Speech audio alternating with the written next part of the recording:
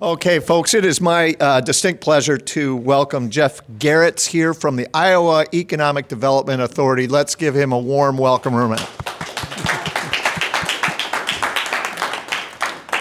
Well, thank you very much. It was a very nice, warm welcome. It's always a pleasure to be in Fairfield. Little background for me. So I'm originally from Comanche, town of about 4,000 on the Mississippi River, just next to Clinton. St. Ambrose graduate and a Drake graduate as well. Worked for about 15 years at the Iowa Department of Natural Resources on waste reduction, pollution prevention, recycling types of programs, and have been at the Iowa Economic Development Authority for the last 17 years. It only feels like about 7, so it's gone really fast. But at that time, I worked with our community development block grant programs, disaster recovery programs, our downtown resource center, and I'm currently housed in our state energy office, working with some of our energy programs and programs we hope that are going to be coming through some of the federal funding that's available currently. Outside of my day job, part of what interests me here is your work with the food web and farm the fresh foods and all of that. I actually work with and kind of head up a community garden for refugee families in the Des Moines area in partnership with a church that I'm a member of. So we have about 1/4 of an acre, and we have 20 refugee families that have small plots within that farm, and then the church has a couple as well. So, we just as I'm sure you realize here, there are major food insecurity issues, and that's one of our small efforts to try and address some of that and get better at what we produce and how we produce it. So I've got some great resources in the room that I definitely need to tap into to help us be more productive. So look forward to that as well. And then I'm also on a nonprofit board for the Des Moines Heritage Trust, which is a group that has restored the 1909 East Des Moines Union Railroad, built an event space next to it, all to serve as a revenue generator for us to fund a trust fund to help support other historic preservation efforts in the Des Moines area as well. So wear lots of different hats. Bob invited me here today because I think mainly my direction was to provide some inspiration by sharing some examples of what some other communities are doing. So I'm going to do that. I was thinking about this some more. I realized back in September of 21, I presented to a group here. So some of you who were in that room will have seen a couple of these things. So I apologize for that, but maybe I can elaborate on them a little bit today. And then maybe just talk about some ways we can further connect in the future, other resources I can send you to. My title often is used as Special Projects Manager, but I've seen this group it used to be Eco Districts.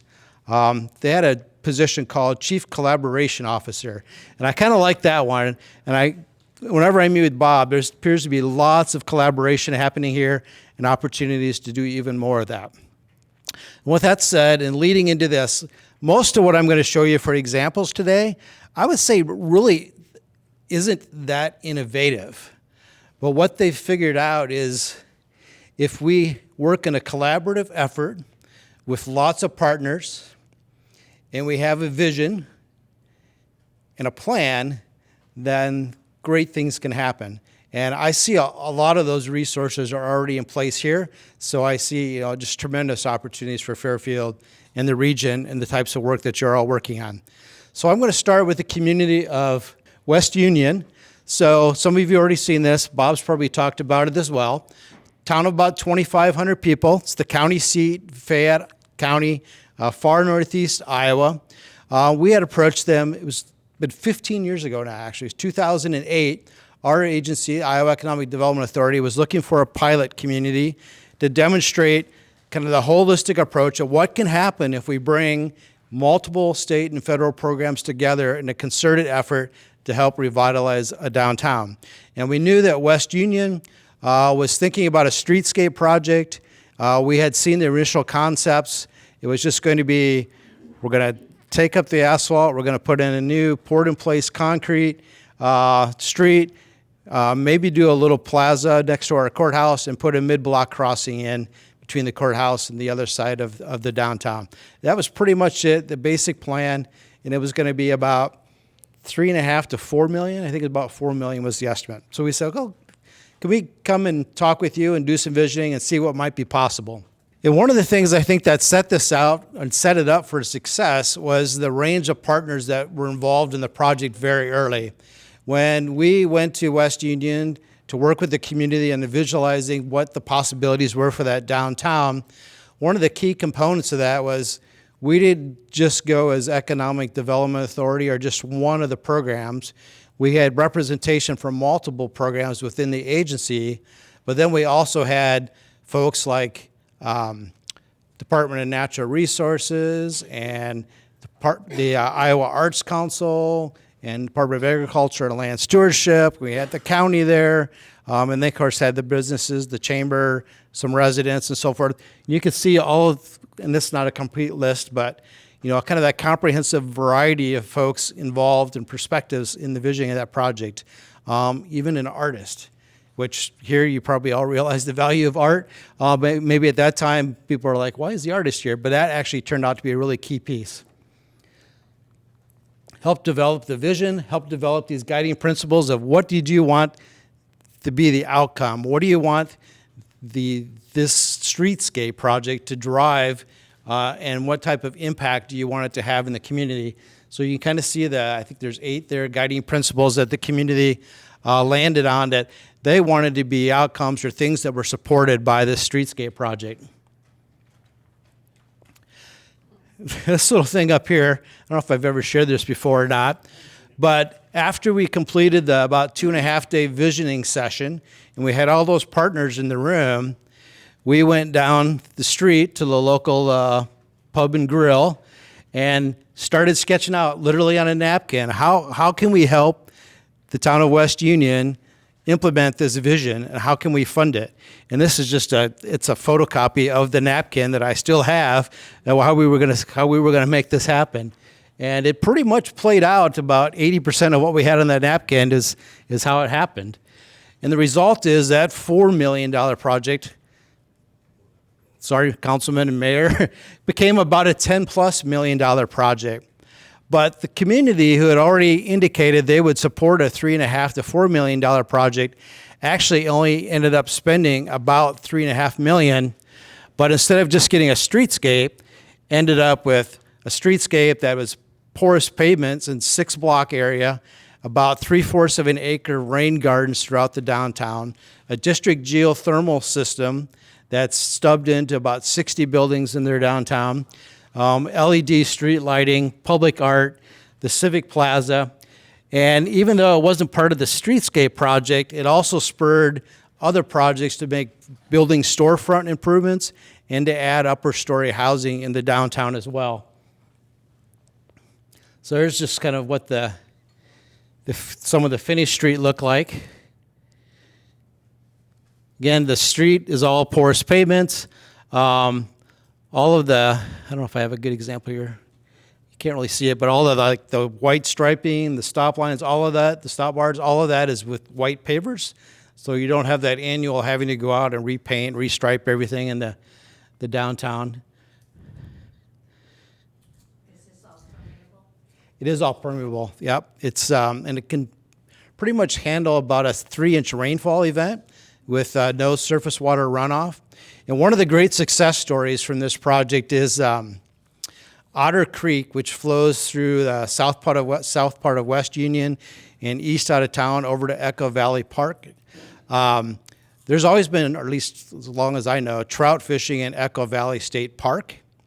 But what they've discovered now is there's actually trout naturally reproducing further west of the park near West Union, and the DNR thinks part of it is because this downtown project really helped not just clean the water, but it cooled the water, which is the big issue that impacts the trout in reproduction.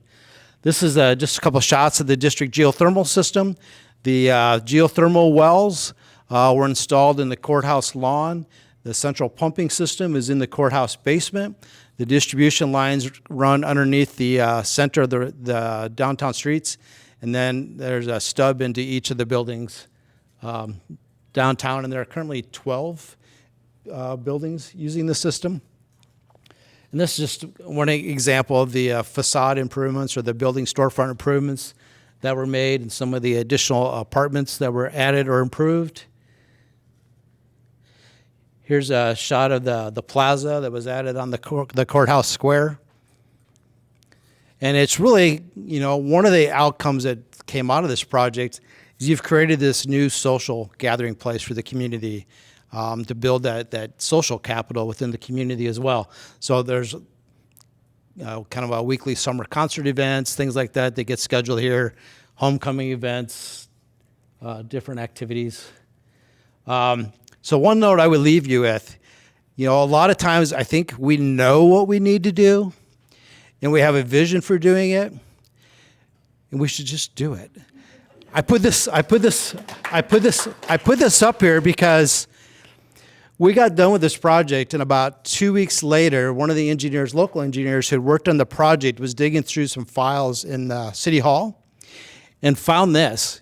And it was a concept that was done, I think, in 1977. It was the late 70s for downtown West Union. And boy, it looks a lot like what ended up getting completed in 2013.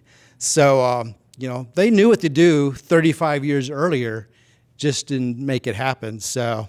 City of Jefferson, about an hour northwest of Des Moines, a little over 4,000 people. The county seat for Greene County. There's their bell tower in the picture there. They have a great bell tower festival every year in early June. Great views from up at the top of the bell tower. You can take an elevator ride up there. I'm not quite as familiar with Jefferson. I haven't been too involved there. But it's a community that when I asked others in preparation for coming here, if there's another town I should highlight, the Downtown Resource Center folks. So you should really talk about Jefferson. And I was talking to a gentleman who actually was on the police force at the time and then became the city building inspector and now works for us. Give me a little bit of the background. And he's like, well, it was just kind of this perfect storm of people and collaboration and good leadership with the city and city staff working with local private investors, that once the city took on this project they put in an overpass. The Union Pacific Main Line runs through Jefferson, and it was a really expensive project. It was one that I think was on the dream list for a really long time, and they never could figure out how are we going to do this. But they finally figured it out, and once they figured that out, and then they took on a streetscape project downtown, they figured out we can do this stuff. We can make these things happen. It just takes us to have the right partners and then a collaborative approach and strong leadership from the city and some innovation. We can make these kind of transformational projects happen. And similarly to West Union, in the case of Jefferson, again, many, probably more so than West Union, lots of building storefront improvements, a lot of upper story housing has been added. Here's an example of a couple of the building facelifts that happened there, upper story housing. A lot of emphasis on public art. If you go up the bell tower, one of the unique things they did is they installed public art on the roofs of several of the buildings, so you can only view it from the top of the bell tower. They also have done this great work of activating their alley spaces. So this is Sally's Alley, is one of the spaces that they've activated in their downtown, as well as I think this is the Innovation Alley. I think that's actually what they call it. Just really interactive, a lot of fun, bright, cheery, great gathering space, again, to help build that social capital, bring more people to their downtown. And here's an example of a couple of the upper story living spaces that were created that are just spectacular spaces. And you can see it's one of the things I've noticed too in the last few years, they just do a great job of marketing Jefferson. I get like a weekly email now, and all of the different partners and all of the different organizations that contribute to that, and the events calendar for a town of 4,000. It's just really amazing, and it's a really fun place to go. And then Woodbine. So Woodbine is in west central Iowa, far western Iowa, Harrison County, community of about 1,600. And if there's one place I would tell you to go visit when you leave here today, you should all go to Woodbine and learn from Woodbine about what they're doing. And I'm sure they would love to hear about what you're doing as well. And I think one of the key things to note here for Woodbine, look at those population numbers. How many other 1,500 person towns in rural Iowa have grown 10 or 11% between 2010 and 2020? How many of them still have their own independent school district? Woodbine does. And for those of you who have a lift gate on your truck, Tommy Gate, that's the home of Tommy Gate, is Woodbine. So Woodbine, we approached them as well in 2008, same time as West Union, looking for a pilot community opportunity. And they were kind of also looking for help as well. They actually, again, goes back to planning fatigue and not doing implementation. They had already had about 3 different plans, envisioning exercises done in the community. And what they really just needed was some prioritization assistance. So we helped them with some prioritization of what they should tackle first and where they should tackle it and how they might tackle it. And again, you can see a pretty good list, a variety of perspectives involved in this project. Again, none of these lists are completely comprehensive, but just trying to show variety and the fact that this is really a collaborative approach. And the youth, as much as you can include the youth, do it. I get the great fortune of working with our downtown assessment service, which is about a 3-day service that goes into downtowns and really takes a deep dive into what's working, what's not working, what would the community like to see downtown, and visualize and provide concepts of ways to really enhance the quality of life in your downtown. And we always try to meet with school groups, and the school groups are always the ones, it's always interesting. They actually give us more information about the community than all the other 100 adults we'll meet with.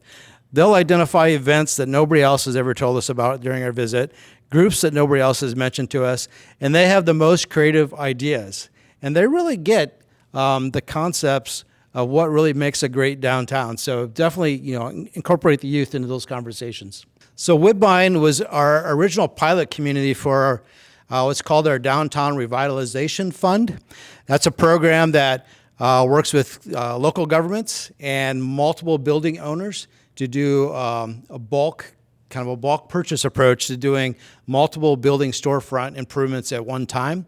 Woodbine's downtown is really only about 2 blocks, we'll be generous to say 2.5 blocks long, but they did facade improvements on 25 of their downtown buildings.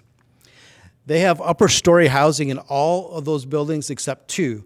And I think the only reason that they don't have it in those 2 is one doesn't have a good way to access it. You have to go through the hardware store to get to the second floor.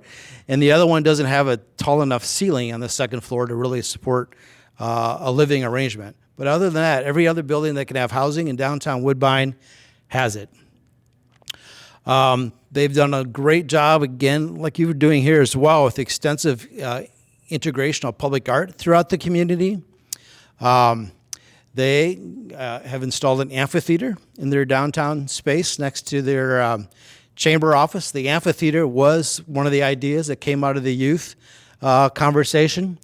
And then we also worked with their local municipal utility and the city on an energy efficiency program, working with the downtown businesses to have energy assessments completed, and then 0% interest financing. But it's been a while now. I'm trying to remember if that was through the city or I think it was through the municipal utility. No, I think it was through the city. So we worked with about 10, I believe, of the downtown buildings to help them make energy efficiency improvements as well. Now, keep in mind, this is Woodbine, 1,600 people. This is a city that they don't know the words can't or won't or we don't know how. This is a city that's like, we can and we'll figure it out. This town of 1,600 didn't just rest on their laurels. Well, we've improved 25 storefronts. We've done some energy efficiency work. We've got a new amphitheater. This community just keeps going. Since that time, they've added this, what they call the Cruise Center. It's a local recreational facility. It's where their senior center, their coffee gathering place, their community rooms, some of their STEM programs in the school were there temporarily. There's a pool, there's the gym, there's the track, And actually, there are concessions within the building. When they're in the building, the concessions is open on one side.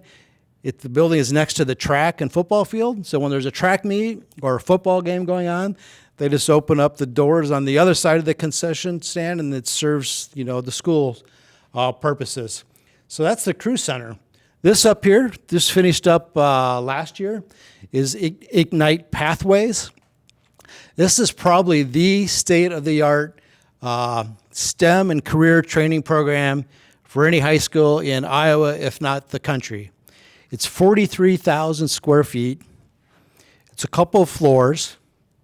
There's the pathways. You can see here, art, information solutions, human services, health, engineering, ag science, food, natural resources. That's a flight simulator.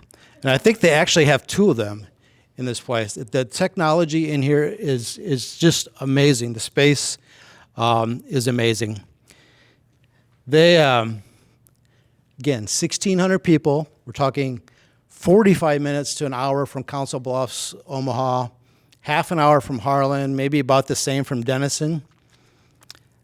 They built 40 homes here this last year with disaster recovery funding assistance. They're all sold, but I think maybe 4 in a year. They've done infill housing, duplexes, triplexes. Well, there's the homes. They also have a very unique arrangement here. They worked with the Harrison County Rural Electric Cooperative, which sits right next to this development and already had a solar array. They added another solar array, and this was part of our mitigation funding with disaster recovery. So there's a solar array that actually is generating credits for all 40 of these low-income homes that were funded as part of the disaster recovery efforts after the 2019 flooding in southwest Iowa. Going back to that culture in Woodbine, this can-do attitude and the sense of pride in their downtown and the history, we'll get people who will ask for funding because we need to tear a building down because the roof is leaking. That's not the attitude in Woodbine. This is a building on their main street. It was actually one that was part of their facade master plan improvements, and unfortunately had a fire. This is the back of the building. I'm sure in many cases, if not all other cases, the community would say this needs to come down, and it needs to come down yesterday. That's not the approach in Woodbine. The Woodbine is we need to maintain the historical integrity of our downtown. We don't want just some other metal building going up in that space. Within a day, they created this system to help maintain that front facade in that building so it didn't collapse until they could come up with a plan. And their local group of investors called Woodbine Betterment and the city and other partners came up with a plan, kept the storefront, built a new building behind it, actually added a second floor set back on the building next to it, and now have 2 upper story apartments and a business on this first floor. It just shows what kind of a culture they have and the culture they've built through these efforts. So anyway, I really encourage you to visit with the folks at Woodbine. I think their Chamber Main Street Director, Deb Sprecher, is an amazing resource. I told her yesterday I was coming here. I was going to send you all her way, and she was very excited, and she would love to meet with you. Their Woodbine Betterment Group, a group of just local investors who have figured out how to invest in buildings to address a need in the community and then rent or flip those projects and then start the next one and the next one and the next one. They've got a couple of great philanthropists in the community as well, a municipal utility, just lots of really interesting things. And of course, the school system and what they're doing with the Ignite Pathways is just amazing example. So late last night, I thought, well, I've talked a lot about Iowa, but I know there's this interest in restorative agriculture. I know there's interest in your resiliency plan and renewable energy types of opportunities. And I thought, well, maybe it's time to revisit Wildpolsried. If there's anybody here who speaks German, my apologies for the very bad, probably pronunciation. But I think I mentioned this community too when I was here 3 years ago. But it deserves notice or discussion again. So Wildpolsried, it's a very small community. I think they're they're about 1,600, maybe 2,000, southern Germany. And back in about 2010, really started this pathway to becoming energy independent. And what I think really makes it interesting, actually there's several components, but the ways that they got there. Part of it is through local residents forming cooperatives and installing wind energy outside the community that is supplying the community. They worked with local farmers and establishment of anaerobic digestion systems, part of which is being used as a district heating system for the community. Some energy efficiency efforts to make many of the homes, particularly the public buildings in the community, much more energy efficient. And then extensive installation of solar throughout the community as well. And just kind of a good summary. This is a few years old now, so it needs to be updated. But you can kind of see the mix of how they've got to not only energy independent, but to the point where they're producing almost 5 times what they need on an annual basis and are able to sell that excess energy back into the grid in Germany, which is bringing in tremendous amounts of revenue for the community as well. Now, the model isn't going to exactly work in Iowa, given some of our utility regulations, but Bob just asked me to share some inspirations to get the thought going, to think about, so this is just another way to think about resiliency, renewable energy, sustainable agriculture.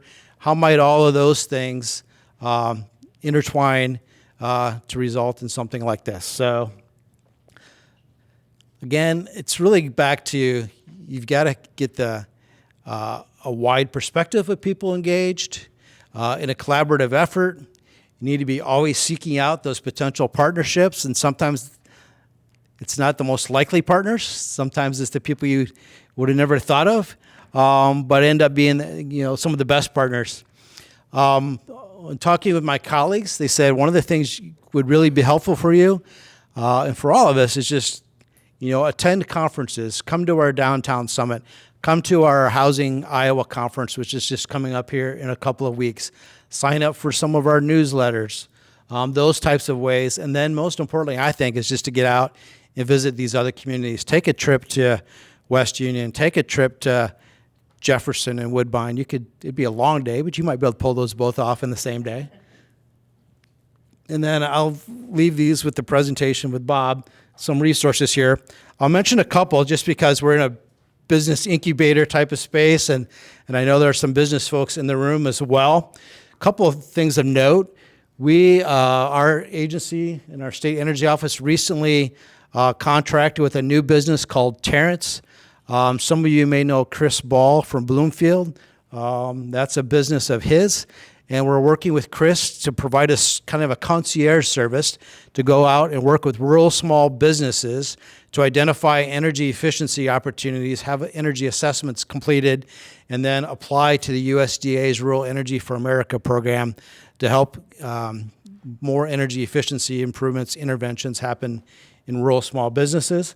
And then we just got awarded about 2 weeks ago an energy efficiency revolving loan program dollars to the state energy office. There's about $6.7 million there. It's pretty much what the name says. It's an energy efficiency revolving loan program targeting small business and multifamily property owners. We can use a portion of it as grant funds. Our plan is to use the grant funds to support your energy audit, and then the loan funds to help you make the energy efficiency improvements recommended in the audit. So I would keep an eye on those couple of things, and then I'll just, rest of these are different resources that, again, I will share with Bob and others, and we can follow up to as well. It's great. Let's give him a round. Excellent, Jeff. Excellent. So I'd like to start off with a tough question, and then I'll turn it over. Oh, you're not getting off the hook easy. You've worked with several communities over the years that you've been working for the Iowa Economic Development Authority. I suspect that you've run into some snags every once in a while with various communities. Could you maybe offer some input on the best ways that communities engage as you think about the worst practices and the worst experiences you've had deploying funds out there. You don't have to name any towns or any individuals, but there's some bad practices out there. What can Fairfield and Fairfield community do to make sure that things move smoothly with you? Oh, they all run smoothly, don't they? Yeah. I think, well, first of all, it's pretty obvious when we go into communities and not everybody's on the same page. I mean, probably never is everybody on the same page. But what I mean, though, is you go into community and there's a great disconnect between maybe some of the leadership groups in the community or organizations and those that are elected to lead the community. So that's one thing that, it's key. You've got to have the local government leadership and the local, I don't want to call them interested citizenry, have to be working collaboratively, and I think have a shared vision can help things move much more slowly. We also really are going to be looking for communities that are and have demonstrated investment in themselves. Sometimes you'll get to a community and they'll be asking for lots of things, and then you'll ask them how they're investing in themselves, and either they can't really provide proof of that, or in some cases I've been in meetings where it's a downtown assessment and we have people show up from a council and say, why would we invest in downtown? Because all the development's going to go out on the highway. So it's kind of hard for us to really go push it if the council members aren't supportive of the concept or recognize the importance of their downtown to the health of the overall community. So a clear shared vision between the community members and the elected officials and the economic development group behind it. Okay, excellent. Questions? Here we go. So Jeff, it's been a few years since West Union had its project. Can you speak to the results of that? We're a few years later, Jefferson's got population growth. Is that happening in West Union, or what are the measurements that tell you that it was a well-done thing and it's been successful? Sure. And I almost put that slide in there, and it's a really good question because it's kind of twofold. I would say they saw immediate impact over the first few years. I don't remember the numbers. I think I had like 24 different businesses that came into the downtown like within the first 3 years. The sales tax had gone up by about 50%. We had data on some of the property tax assessments and how those had gone up pretty dramatically in at least some of the buildings in the downtown. With that said, I would say it's not been a perfect project or has maybe lived up to the long-term expectations that we all had. I think there's multiple reasons for that. One, unfortunately, the pavers on the street, they got a bad batch of pavers. So the pavers started spalling on the surface of the paver. So they worked with the paver company over multiple years and essentially replaced almost all of the street pavers. So that was really hard in a community where there was some struggles as to whether they were going to do the project or not to begin with. And now they're having some issues with their sidewalk pavers. Although I think some of those are maintenance. So that's an issue, maintenance. There probably needed to be a much better maintenance plan in place because there have also been issues with maintaining those rain gardens that are at the corner intersections. Although this summer I've heard they're looking really good. They've got a really much more aggressive program in getting local adoption. But ideally, I think you'd want to see the city or some sort of staff position that could be dedicated to doing that. Probably the biggest thing that we've struggled with is the city didn't want to, was concerned about how the ownership of the district geothermal system was set up. And they were concerned when it was designed and installed back about 2011 to 2013 that it could be considered a municipal utility, which would have required some community vote and so forth, even though the Iowa Utilities Board told them, no, it's not. But because of that, all of the district geothermal system was developed with federal funds. So there weren't any local funds in it, but the city owns it, but they lease it out to our users group. So there's a users group, basically all those who are using the system, that are administering and running and maintaining that system. And I just think because of that arrangement, the city has not been as aggressive as they could be at promoting that system as an economic development asset in their downtown. And while they've had other economic development projects happen downtown, they haven't, in their incentive programs, included as an incentive, you'll also connect to the district geothermal system. Because if they could get more users on it, because we have lots of capacity left in the system, it would lower the cost for everybody. So I think, and we actually provided some funding to do an evaluation of this system and look at some policies and ways to improve that. Just the last 2 or 3 years, if you go to Green Up West Union website, there's all kinds of stuff out there about it. But it still is an area where I'd like to see the city step up and really recognize that asset and fully maximize that asset, and they haven't done that. Did that answer your question? Yes, thank you. And It sounds very, very entrepreneurial because a lot of businesses start with their end goal in mind, and as soon as they begin working on that business, the actual business changes. So it's nice sometimes reaffirming to hear from an entrepreneur standpoint that this happens with projects well, like and that. I think that's why I highlighted Woodbine, because Woodbine is maybe the exception, because they too have had pretty regular council, mayor, city administrator turnover. I think there's probably about 4 of them probably since the projects were done. But it's been ingrained in the culture. And we don't always get that to happen other places. Hi, Jeff. I think we can both agree a part of the solution would be attracting and keeping young people into these rural communities in the long term. What would be your argument to young people who are considering moving of why they should come to a community like ours? Oh boy. Well, I think there's several.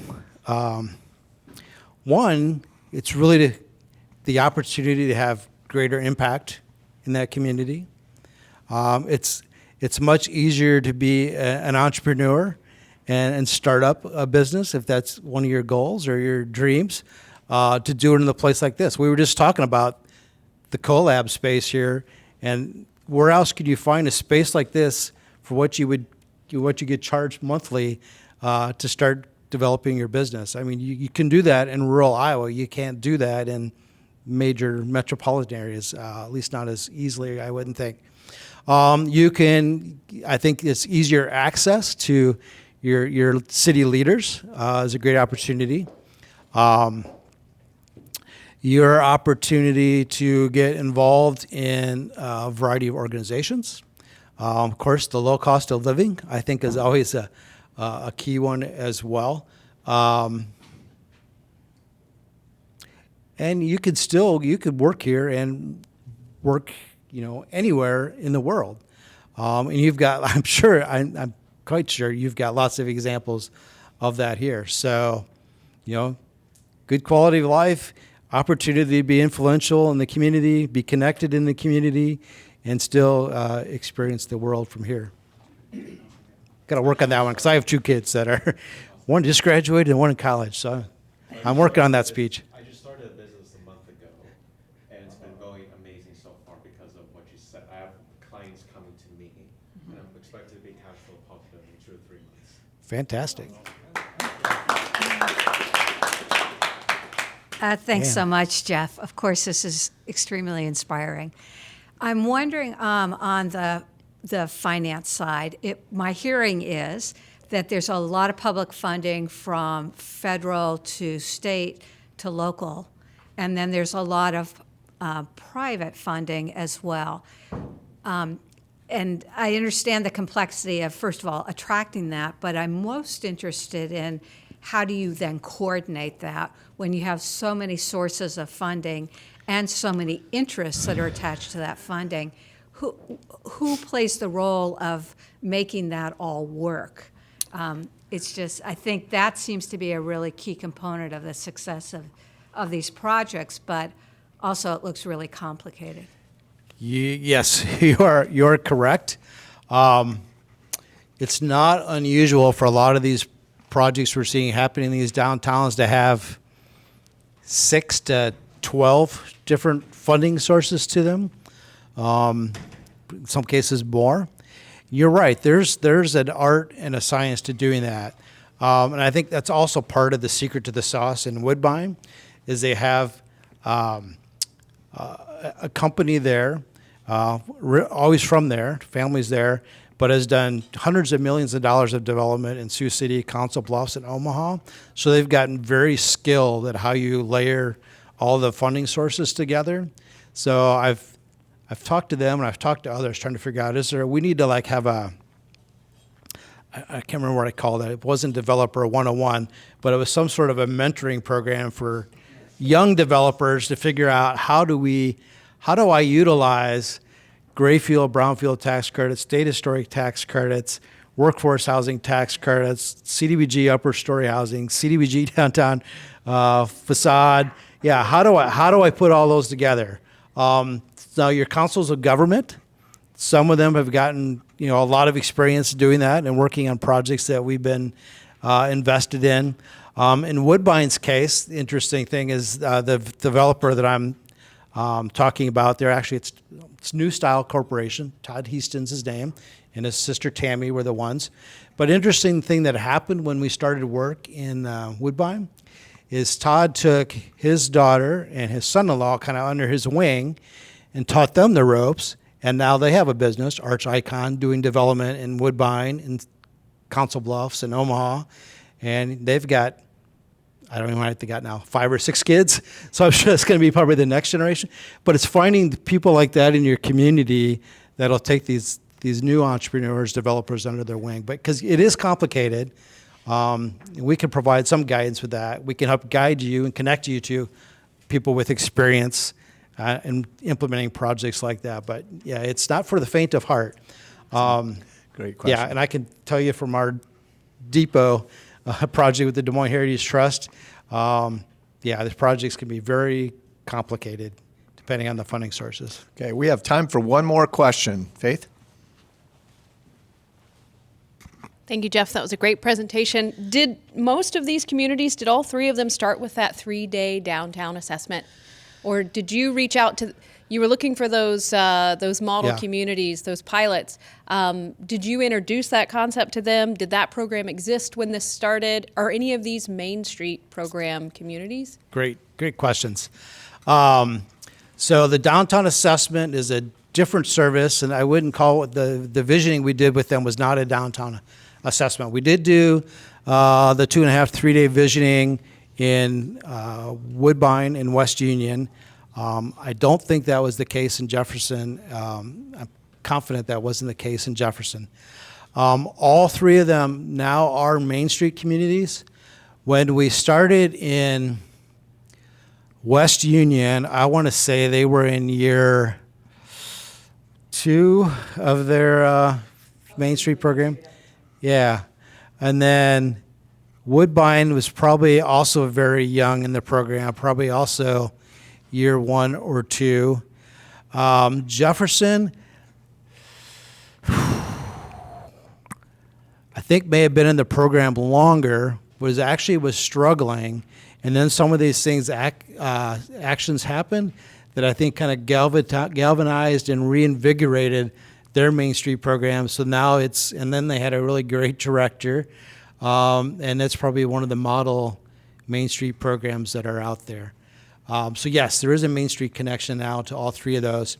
The downtown assessment service, we typically don't actually do that in Main Street towns, most cases.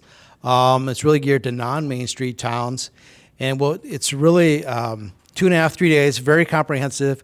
We'll try to meet with any group you can set us up with to do little focus groups with throughout those couple of days. We'll do some pre-community survey work. We'll do a walking tour, a driving tour.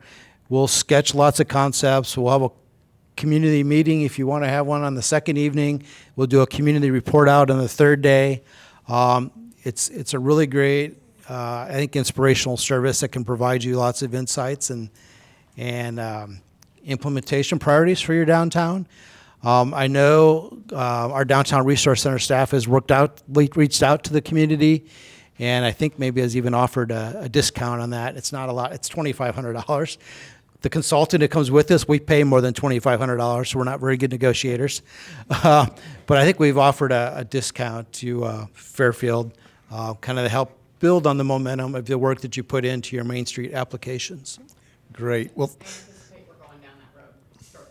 Thank there you, you go, Mayor. Jeff, thank you very, very much for making the trip down from Des Moines. And again, Anytime. Fairfield, let's give him another warm round.